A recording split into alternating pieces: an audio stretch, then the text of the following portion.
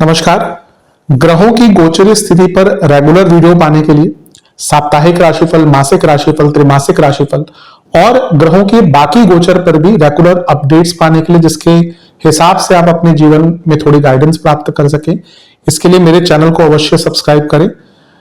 जिन लोगों ने सब्सक्राइब कर रखा है वो ऑल ये जो नोटिफिकेशन सेटिंग होती है इसको क्लिक करें, क्योंकि कभी कभी कुछ लोग बोलते हैं उनको नोटिफिकेशन नहीं मिलती।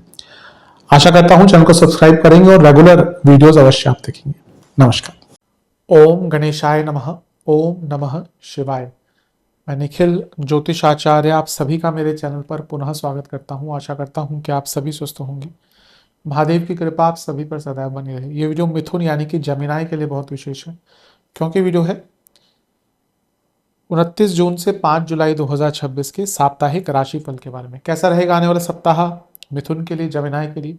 जो मेरा साप्ताहिक राशिफल होता है, नए दर्शकों के लिए बता दूं कि वो चंद्रमा और उनकी गति पे आधारित होता है। चंद्रमा एक बहुत ही विशेष ग्रह है।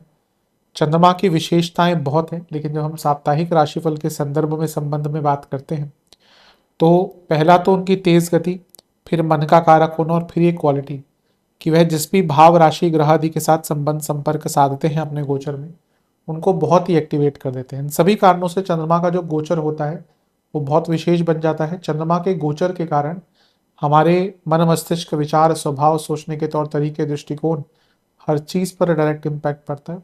और इसको समझने के लिए साप्ताहिक राशिफल बहुत विशेष होता है। इस अंधकारमय जीवन में ज्योतिष एक मात्र विद्या है जो हमें थोड़ा सा सहारा देती है, गाइड करती है। भले ही राशिफल बहुत ही सामान्य आधार पर दिए जाएं, लेकिन एक जनरल गाइडेंस के लिए बहुत उपयोगी होते हैं। यदि लग्न राशि या चंद्र राशि आपकी मिथुन है, दोनों ही देख सकते हैं। जहां से सूट और लेट ज्यादा करता है वहां से देखिए। व्यक्तिगत तौर पे मेरा मानना है लग्न से देखेंगे तो अच्छा, इनकेस नहीं पता है तो चंद्र राशि से भी इसको देख सकते हैं। शुरू करते हैं। चंद्रमा आपके सप्तम भाव में आ जाएंगे, यानी कि धनु में। ये जो गोचर है ये आपका 29 जून को सुबह के 2 बजे के आसपास होगा और 1 जुलाई दिन के 2 बजे तक चंद्रमा आपके सप्तम भाव में ही गोचर करेंगे। चंद्रमा का सप्तम भाव में आना एक प्रकार से काफी न्यूट्रल सा माना जाता है। सप्तम के चंद्रमा क्योंकि धनेश हैं, आपके लग्न भाव को देखेंगे तो ये इंडिकेट करता है कि आपके जो ये चंद्रमा है ये एक प्रकार से धन के कारक यहाँ पर बन जाएंगे। उन पर सूर्य की पूर्ण किरणें होंगी तो ये पूर्णिमा योग भी बन रहा है, जो चंद्रमा के पास पक्ष बल है। लेकिन चंद्रमा यहाँ पे बहुत पीड़ित हैं। क्यों? केमद्रुम योग, शनि की दृष्टि, विषदोष, मंगल का प्रभाव, गुरु से छठे में शकट योग और केतु का प्रभाव, सूर्य की दृष्टि भी है। तो कब एक तो चंद्रमा केमद्रुम योग वाले हो गए, यानी कि उनके पास बाकी बल नहीं है। चंद्रमा को ग्रहों का बल चाहिए होता है। अकेले चंद्रमा अच्छा रिजल्ट नहीं दे सकते या बहुत सेंसिटिव हो जाते हैं। ऊपर से इतने ग्रहों की दृष्टि, बहुत सारे ग्रहों का प्रभाव भी चंद्रमा पर हावी या कुछ नेगेटिव इम्पैक्ट दे सकता है। तो अगर हम अच्छी चीजों की बात करें पहले, तो रिकॉग्निशन मिल सकती है, धन मिल सकता है, धन के एरिया में लाभ मिल सकता है। मंगल का प्रभाव है, लाभेश है, चंद्रमा धनेश है, बिजनेस में लाभ मिल सकता है। लेकिन इतने ग्रहों का प्रभाव चंद्रमा पर, ऊपर से शकट योग बन गया, यानी कि कार्य विलंबित रहेंगे। और इस समय हमें भूलना नहीं चाहिए कि आपके लग्नेश खुद वक्री हैं और वो पतित अवस्था में जाने वाले हैं। ये हफ्ता ऐसा है कि आप खुद ही बहुत कोई बुरा और बड़ा गलत निर्णय ले सकते हैं। तो कोई भी बड़ा निर्णय इस हफ्ते के शुरुआती भाग में एटलीस्ट आपको नहीं लेना। मैं तो आगे भी कहूंगा, क्योंकि आगे की भी चंद्रमा की अवस्था बहुत अच्छी नहीं दिख रही। केयरफुल रहिए, अपनी इमेज को बनाकर रखिए, बचाकर रखिए, किसी की बातों में बहुत ना आए। और शनि का प्रभाव है तो ये उदासीनता की तरफ, और केतु का प्रभाव कहीं ना कहीं अतीत की तरफ लेके जाता है। लेकिन मंगल और केतु और शनि जब मिलकर सप्तम में बैठे चंद्रमा को देखते हैं तो व्यक्ति के ऊपर झूठे आरोप भी लग सकते हैं और आप गलत जगह पर गलत तरीके से रिएक्ट भी कर सकते हैं। इन सभी चीजों से बचना है। नवांश कुंडली बता रही है अपनी हेल्थ पर ध्यान दें, जो आप बिल्कुल इग्नोर कर रहे हैं आजकल। Mental as well as physical health. दशांश कुंडली, कार्य क्षेत्र में ज्यादा सोचना नहीं, केवल काम करना है। बिजनेस की जहां तक बात है, आगे बढ़िए, थोड़ा रिस्क लीजिए। बिजनेस में मैं कह सकता हूं कि थोड़ा आगे बढ़ सकते हैं, थोड़ा रिस्क आंशिक मात्रा का ले सकते हैं। लव लाइफ, फुलनेस लाइए, एक पूर्णता लाइए रिलेशनशिप में, नहीं है वो वैवाहिक जीवन। मेरे हिसाब से ये ऐसा समय है जहां पर आपको थोड़ा पेशेंस से काम आना है। स्टूडेंट्स, अपने बड़ों की सुनिए, अपने सीनियर्स की सुनिए, अपने टीचर्स की सुनिए, जो आप बिल्कुल नहीं कर रहे। सेहत, सेहत वाइज थोड़ी प्रॉब्लम हो सकती है। लाइफस्टाइल डिसऑर्डर्स, कफ, हड्डियों की प्रॉब्लम, बीपी। सर्वाष्टक में आपका 12वां घर बली है, थोड़े खर्चे ज्यादा हो सकते हैं हफ्ते के शुरुआती भाग में। 1 जुलाई चंद्रमा आ जाएंगे आपके अष्टम भाव में यानी कि मकर में, और 4 जुलाई सुबह के 1 बजे तक यहीं पर रहेंगे। चंद्रमा का अष्टम में आना बहुत अच्छा नहीं होता। जैसा मैंने कहा, चंद्रमा की स्थिति इस हफ्ते कोई बहुत खास नहीं दिख रही। यहां पर उन पर गुरु की दृष्टि है, शुक्र की दृष्टि है और बुध की दृष्टि है। ये क्या डिनोट करता है? इतने ग्रहों का प्रभाव। गुरु तो आपके दशमेश है, सप्तमेश है, उच्च के बैठे हैं, तो करियर में जॉब चेंज का योग, बिजनेस में कुछ नए रिसोर्सेस, कुछ नए सोर्सेस। शुक्र आपके पंचमेश है, 12वें घर के स्वामी है, विदेश के काम बन सकते हैं। लेकिन बुध की दृष्टि है चंद्रमा पर जो बहुत अच्छी नहीं मानी जाती, और वक्री है बुध, तो यहाँ पे बहुत गलतियां हो सकती हैं आपसे। मैं फिर से कहूंगा, बुध के मिथुन के लिए ये हफ्ता, आप वो कहते हैं ना कि कहावत है कि अपने ही पैर पर कुल्हाड़ी मारना, तो ये हफ्ता ऐसा ही है जहां पे आप ऐसी सिली मिस्टेक्स करेंगे जिससे फिर आप अपनी ही प्रॉब्लम्स को इनवाइट करेंगे। बी वेरी केयरफुल, क्योंकि इन चीज़ों से थोड़ा सा आपको बचना पड़ेगा।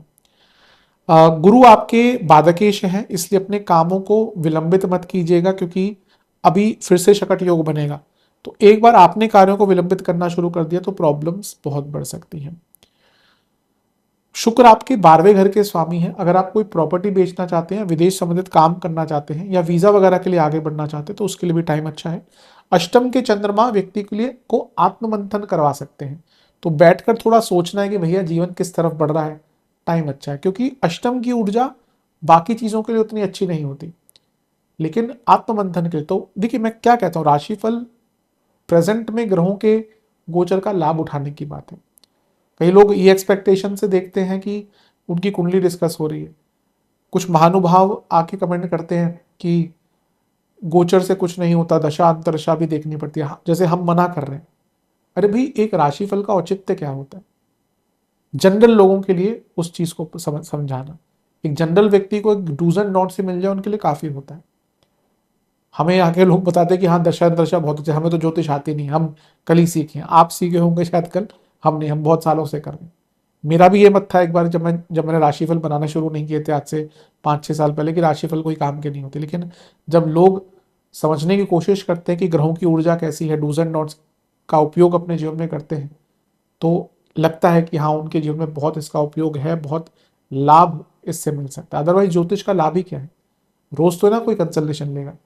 तो राशिफल के द्वारा ही आप कहीं ना कहीं रोजमर्रा के जीवन में लोगों को गाइड कर सकते हैं। तो यहाँ पे थोड़ा सचेत रहने का टाइम है। नवांश कुंडली, आपके आसपास ना बहुत लोग हैं जो आपका लाभ उठा रहे हैं, बचिए इनसे। दशांश कुंडली, कार्य क्षेत्र में कुछ अलग काम मिल सकता है आपको, अगर आप कंफर्टेबल हो तो ही एक्सेप्ट कीजिएगा। बिजनेस, अपने ऊपर विश्वास बढ़ाइए, बहुत आवश्यकता है उसकी। लव लाइफ, हर चीज पर कंट्रोल मत कीजिए, बहुत कंट्रोलिंग हो रहे हैं आप। वैवाहिक जीवन, विश्वास कम हो रहा है कई कारणों से, इस पर अभी से कंट्रोल कर लीजिए। स्टूडेंट्स, मेरे हिसाब से रिवीजन के लिए टाइम दीजिए, ये समय का उपयोग रिवीजन के लिए कीजिए। सेहत की जहां तक बात है, गले की प्रॉब्लम, नसों की प्रॉब्लम, कफ प्रॉब्लम बहुत रहेगी, इन्फेक्शंस बहुत हो सकते हैं। सर्वाष्टक में आपका 10वां घर बली है। जॉब चेंज करना चाह रहे थे ना, टाइम अच्छा है। 4 जुलाई सुबह के 1 बजे चंद्रमा आ जाएंगे आपके नवम भाव में यानी कि कुंभ में, और सप्ताहांत तक यहीं पर रहेंगे। इसी दिन शुक्र का गोचर भी हो जाएगा। चंद्रमा पर इम्पैक्ट है तो उसकी बात हम करेंगे ही। नवम के चंद्रमा थोड़ा अच्छा रिजल्ट देते हैं। केमद्रुम योग खत्म हो गया क्योंकि शनि के पास आ गए, लेकिन फिर से शकट योग बन गया। अब अच्छी चीज यह है कि शुक्र की दृष्टि है और राहु के साथ बैठे हैं। विदेश के कितने भी आपके काम अटक रहे थे, वीजा हो, इमिग्रेशन हो, विदेश में प्रॉपर्टी लेनी हो, जॉब ढूंढने हो, अच्छा टाइम है। राहु चंद्रमा नवम भाव में व्यक्ति को आउट ऑफ द ब्लू कोई अपॉर्चुनिटी दे सकते हैं। शुक्र का प्रभाव है जो आपके पंचमेश हैं, आइडियाज। शुक्र का प्रभाव है जो आपके 12वें घर के स्वामी हैं, बदलाव। राहु का प्रभाव है तो opportunities and risk taking ability, तो ये अच्छी चीज है। लेकिन चंद्रमा राहु केतु एक्सेस में है, तो इसमें समझना क्या है आपको कि आप लोगों की बातों से इस टाइम पे बहुत प्रभावित मत होइएगा। कभी कभी इसमें ऐसा होता है, राहु के प्रभाव में चंद्रमा है, कि व्यक्ति ने कुछ बोल दिया और आपने अपना काम बदल दिया उस तरीके से, ये गलत है। एक चीज को लेकर 100 लोगों की 100 मत हो सकते हैं, पर जरूरी नहीं कि हर कोई सही हो। अगर आप कर रहे हैं तो आपको अपने ऊपर विश्वास रहना चाहिए कि मैं सही कर रहा हूं। आप क्रिकेट देखिए, 10 करोड़ लोग देख रहे होंगे, हर कोई बोलता है ऐसा करो ऐसा करो, भैया वो सब बन गए क्या क्रिकेटर? तो अपने जीवन की बागडोर आपके हाथ में होनी। आप सुनिए लोगों की, पर ऐसा नहीं कि किसी ने आपकी आलोचना की और आपने अपने आप को बदलना शुरू कर दिया। ऐसा करना शुरू कर दिया तो जीवन में कुछ नहीं कर पाएंगे। नवांश कुंडली देखिए, अभी ऐसा लग रहा है कि ना आप अपने जीवन में बहुत चीजों के पीछे भाग रहे हैं। ठीक है, हमें प्रयत्न करना चाहिए, लेकिन एक कहावत है ना कि जो आपका है वो आपको मिलकर रहेगा। ये कुछ चीजों पर बहुत लागू होता है, स्पेशली बड़ी चीजों पर। अभी ऐसा लग रहा है कि आप किसी चीज के पीछे इतने डेस्परेट हो गए। अगर देखिए आपको मिलना होगा तो मिलेगा, अगर नहीं मिलना होगा तो शायद वही आपके लिए अच्छा होगा। वो कहते हैं ना, मन का हो तो अच्छा, ना हो तो और भी अच्छा। इतने डेस्परेट मत होइए किसी चीज के पीछे। दशांश कुंडली गलतियां हो सकती हैं, यहाँ पे थोड़ा सा ध्यान रखिएगा। फोकस की कमी, बिजनेस बहुत इमोशनल रहेंगे इस टाइम पे, इमोशंस हावी ना हो। लव लाइफ सेम चीज, बहुत इमोशनल रहेंगे रिलेशनशिप में। वैवाहिक जीवन, बहुत चीजों को छुपाया जा रहा है आपके द्वारा, विचार कीजिए इस पे। स्टूडेंट्स, मेरे हिसाब से ये एक ऐसा समय है जहां पे ना आपको अपने सोचने के तरीकों में बदलाव लाना पड़ेगा, वरना पीछे रह जाएंगे। सेहत की जहां तक बात है, infections, sleep disorder, blood disorder, कुछ विशेष प्रोडिक्शंस। पैसों पर ध्यान दीजिए। महीना ये हफ्ता बहुत खर्चा करवाएगा, बहुत खर्चा। डिल्यूजन में है, वापस आइए, थोड़ा ग्राउंडेड रहिए इस महीने, इस हफ्ते। और मेरे हिसाब से ना थोड़ा अपने लिए फ्रीडम ढूंढिए। अभी आपने अपने आप को इतना बाधित कर लिया है कि आप उससे ही परेशान हो गए। शुभ अंक है आपका 5 और 7। शुभ रंग है आपका पिंक, ग्रीन एंड ब्लू। उपाय किस रूप में? गणपति जी को बताशों का भोग लगाएं, दुर्वा अर्पण करें, और ओम लंबोदराय नमः मंत्र का 21 बार जाप करें। आशा करता हूं कि वीडियो काम आएगा। चैनल पर नए सब्सक्राइब कीजिए, वीडियो को लाइक कीजिए। मिलता हूं अगली वीडियो में, तब तक के लिए ओम नमः शिवाय।